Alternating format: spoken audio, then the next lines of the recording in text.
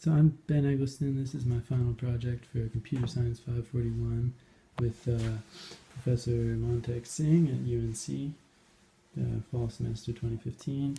Here I am. So what I've got here is a field programmable gate array that I've written up to be like a sort of keyboard music player. So the first thing I can do is play 8 notes as follows. So that's an octave starting in C, ending in C. So that would be a square waveform. So that's the other thing, is we've got multiple waveforms.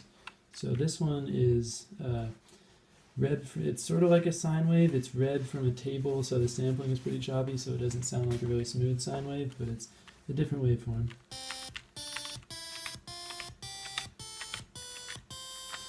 And then the last one is, sorry, actually that was sawtooth, which is like sort of the waveform like goes up and then drops immediately down.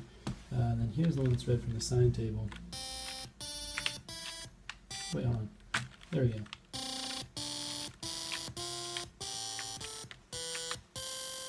That one's sort of the kind of purest, like you can hear the note most clearly, which is the feature of the sine wave, but it's also fuzzy, and that's just from the sampling rate, which is like 128 times per period. And then I can make that faster and it would make it sound smoother. I kind of like the way it sounds. But you know, that's something I would do if I were going to make this, continue working on this. I would make this smoother and make the volume levels a little more compatible. Anyways, so we got our notes, and then we can also play multiple notes at the same time. So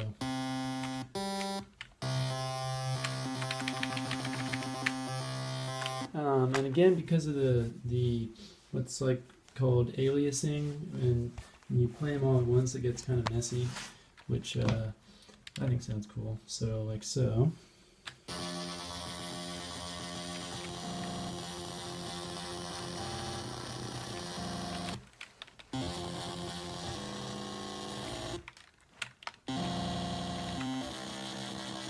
So sometimes it sounds weird. That one you can hear.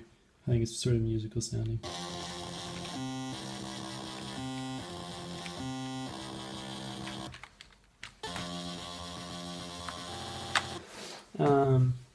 And you can do that across all the waveforms. So here's the next one. Same thing.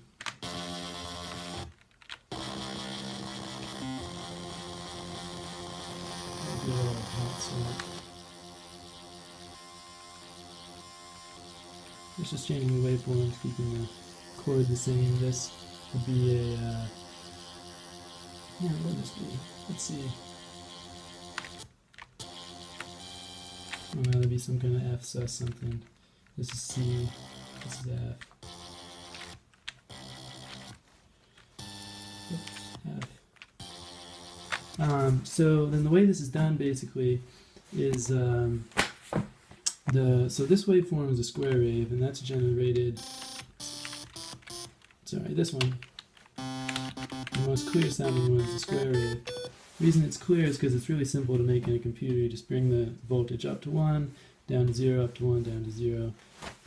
Then the way the sauce, so this is I believe 16 bits, so it's that 16 bits all jumping to 1 and back to 0. And then the bit width allows you to make it more complicated. So the way the sawtooth works is so your period defines your note, and then I subdivide the period into 128 bits, and then in hardware, every 128th of a period raise the value by 2, so it goes from 0 to 256 in the course of one period, and it does that over and over again. That's what makes the sound.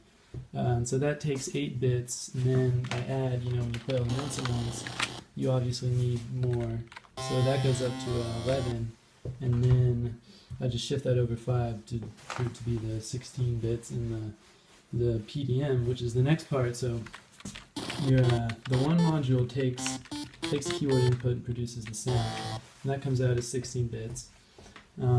And I think if I were to drop that down to its natural 11, it would probably help with the aliasing, but I built a 16-bit generator first.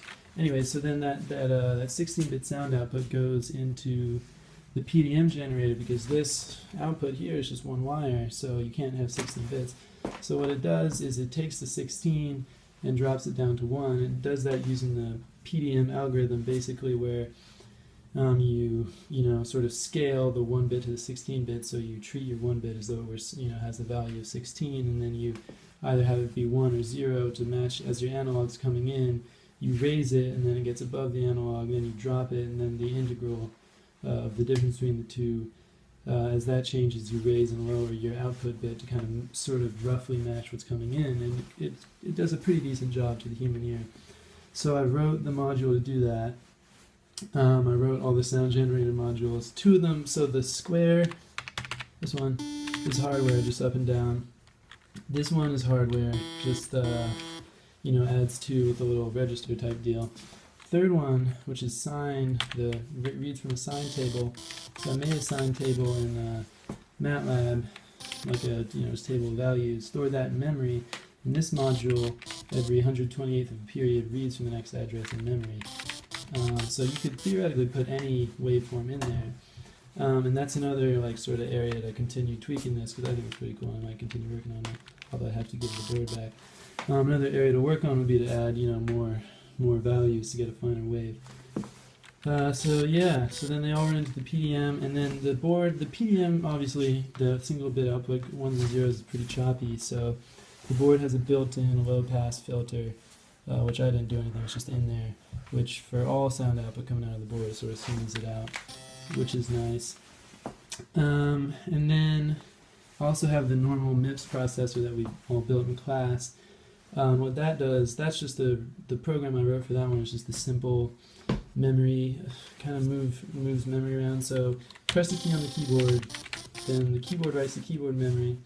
The program reads the keyboard memory. Then depending on the value, so you know, if you get like press A, right, the program will jump to the A section, which is which increments the sound memory. So the sound generator reads from sound memory. There's a like a just single string of bits, where like 1 bit is for this note. So when it's 1, this note is on.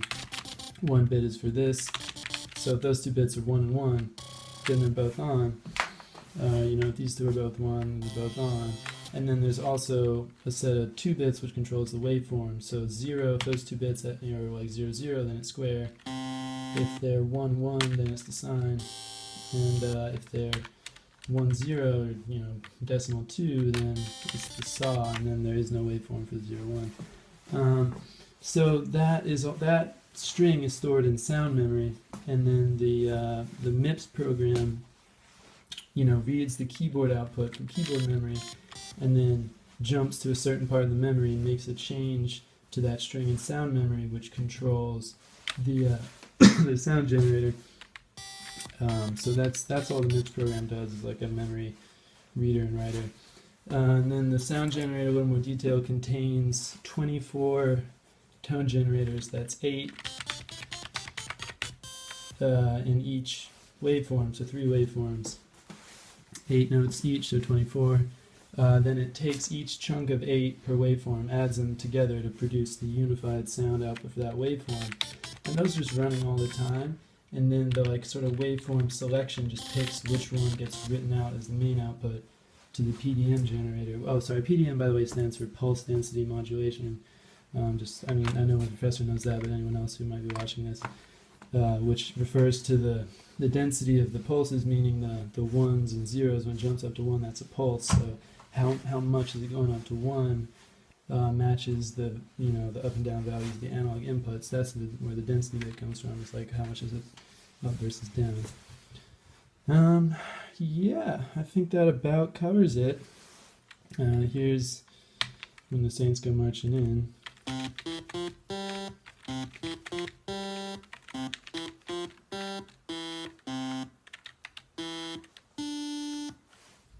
Or something like that. I'm not much of a pianist.